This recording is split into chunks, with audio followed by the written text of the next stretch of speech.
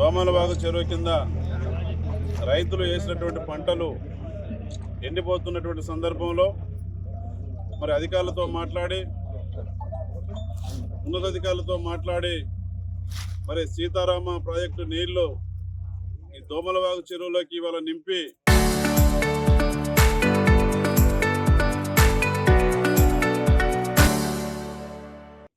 రైతుల సమక్షంలో గౌరవ ప్రజాప్రతినిధుల సమక్షంలో గ్రామ పంచాయతీ సర్పంచుల సమక్షంలో మాజీ ప్రజాప్రతినిధుల సమక్షంలో అధికారుల సమక్షంలో రైతు సోదరుల సమక్షంలో సిద్ధంగా ఉన్నారు.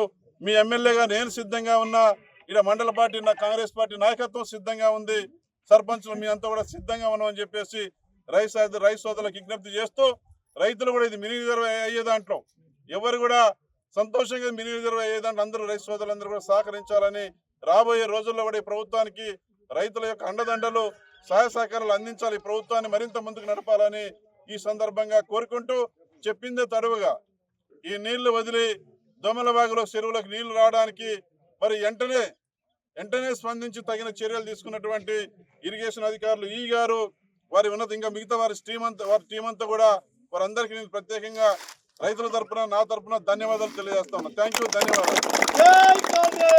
365 రోజుల సంవత్సరంలో మన బూరుగుపాడు మండలంలో రైతు వేసిన ఒక ఎకరం కూడా ఎండిపోకుండా ఉండాలంటే ఈ దోమలవాగు మనం ఈ చెరువుని రిజర్వాయర్గా చేస్తే లైఫ్ అన్నట్టు.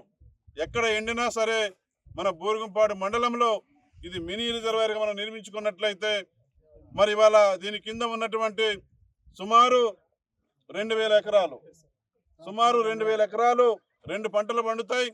రైతుకి ఓపిక ఉంటే నీళ్లు ఉంటే రైతు ఆగడు.